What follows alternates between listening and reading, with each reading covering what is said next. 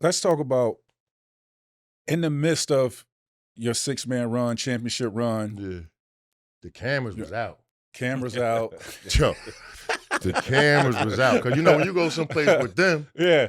and then if you holding your own, if you got your own platform, then it's like extra. Like, and what's the women is like, So I didn't think women was going to be that So aggressive. in that span, in that span, is that your happiest in your basketball career in that time? Or was it another time you found that happiness? Nah, I'm going to say my happiest was when Because you winning championship, but hello. I can remember this day clearly. When I saw the refuge from basketball after my mom's passed away. I remember going to the park and Give me your age. I was 12. I remember going to the park and like I stayed out like probably till the sun came up, just shooting a rock. Because at that time, that's probably the only thing that really like. That was your happiest moment. Yeah. When I really come to think about the importance of basketball and, steering me in the right direction, because that's when I needed it the most. Yeah. Feel me? Yeah. And he or she, whatever you want to call basketball, it was there for me. Word. Word to mother. That's for real, for real. No fronting. So I mean, the championships and all that I'm playing. Basketball was a savior. Yeah, who I was playing with, and the team I was playing with. That's what we expected. There wasn't no other we training camp. We gonna win the championship. You know what I'm saying? That we was in training camp to win the championship.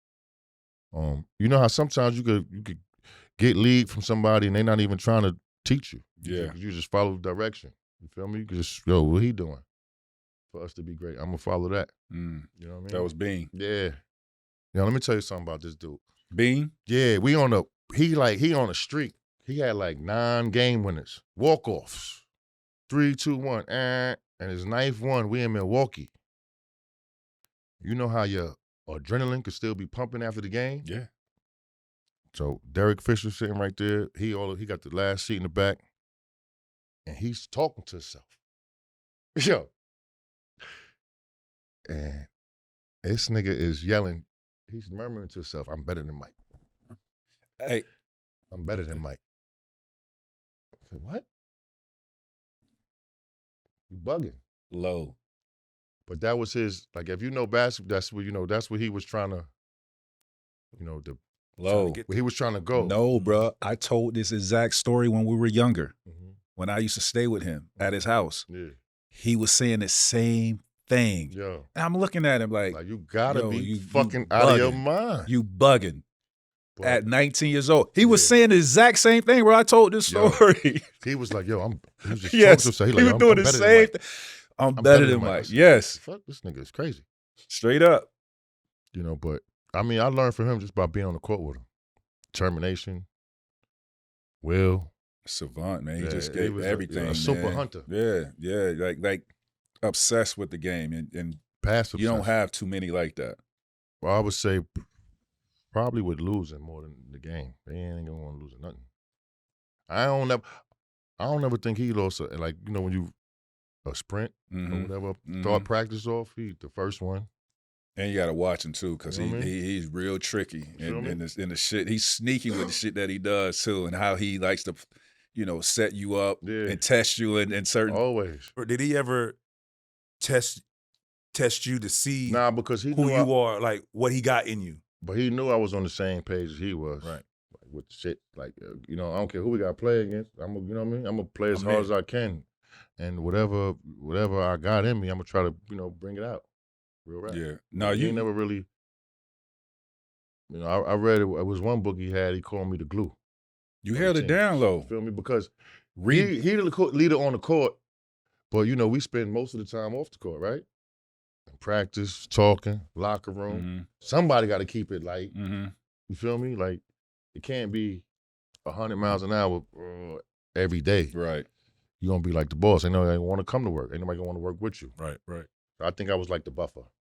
I seen one interview, Evan Turner. It was Evan Turner. Evan Yeah. Turner? Yeah, and he was talking about Kobe and myself, and he was talking about how Kobe,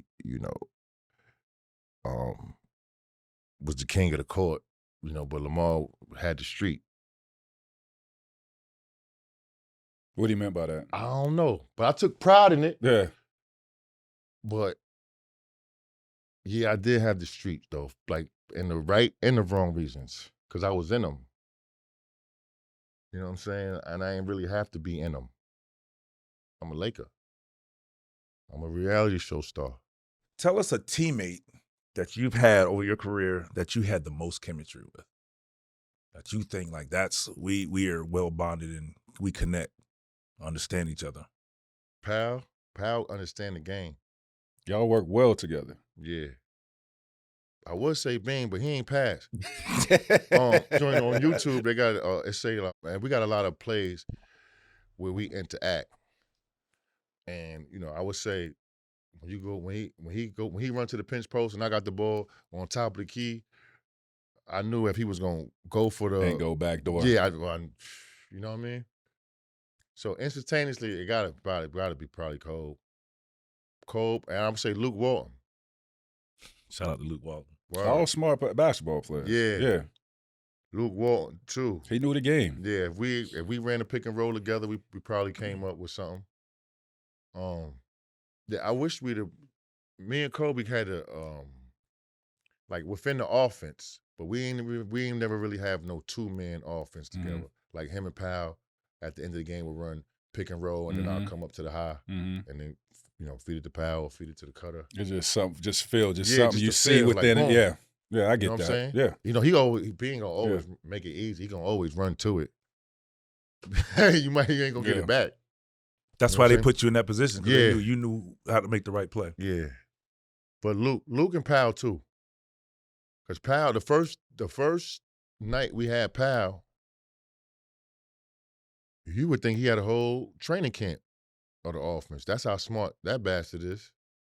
And people don't even give him his props because No, he played Pau finesse, was power nice. forward, center. Pau was nice. Dumb nice. And what I tell people, He gave him like, 2 dribbles. He Dumb nice. Pau kept his same numbers whether he was in Memphis or he went and played with Bean. Like, he Yeah. kept those same No. numbers. Like, he was nice. I Smart. mean, like, you don't even really understand like the intellectual part Yeah. of the game. He got footwork, drop step, left hook, right hook, and keep it real with you.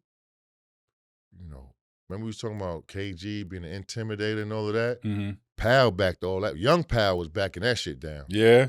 Boston, he was going at it with Kevin Garnett. So he as his teammate, you didn't see no intimidation. Nah, no. That's what From these the Spaniard, these young hoop heads out here, these talking heads think Pau. Go, because it's finesse. Because Yeah. might finger roll it on your ass. You know what I mean? But here was nothing punk bitch about Pau. Yeah. So that shit, he was getting that tough work. Yeah. Word. And Pau rebounded. He wasn't. Man, Pau was dead In the nice. trenches. Bro. Dead nice. Yes. Dead nice.